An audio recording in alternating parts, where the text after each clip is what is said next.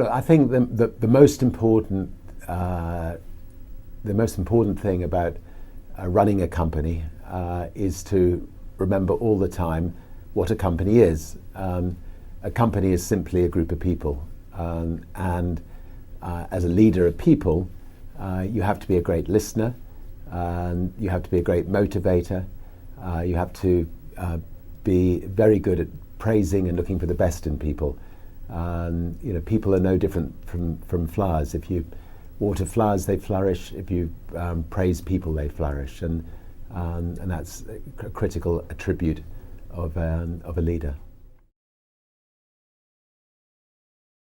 There is a very, very thin dividing line between success and failure. Most people who set up in business without financial backing, they fail at some times in their lives. I've only just stayed at the right side of that dividing line. For instance, just after we had a record company, I was fed up flying on other people's airlines.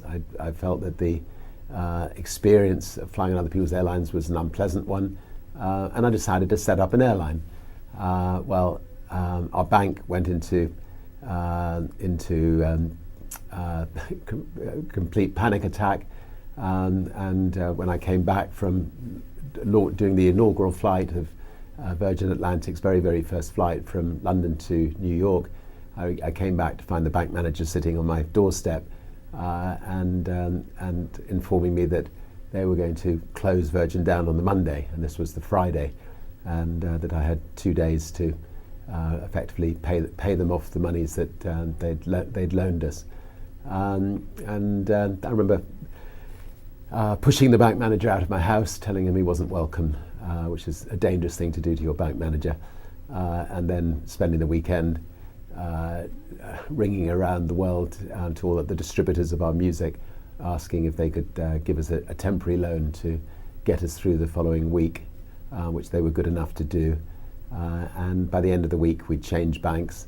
We'd actually managed to find a bank that was willing to lend us 30 times the overdraft facility that our bank had lent us, and we managed to survive. And I think the moral of that story is actually don't think of your bank as somebody that you're beholden to. I mean, people just don't move from one bank to another. Sometimes you need to be willing to step up and move your banks in the same way that you should step up and move your doctor on occasions. Anyway, I learned from that lesson. Virgin does work very well without me. I mean, I used myself to build the brand, to build the sort of 300 or 400 companies around the world. But I also learnt the art of delegation. I have a fantastic team of people who run the Virgin companies, give them a lot of freedom to run the companies as if they were their own companies, give them the freedom to make mistakes. The Virgin brand is now maybe one of the top 20 brands in the world, well respected. When my balloon bursts, Virgin will continue to flourish.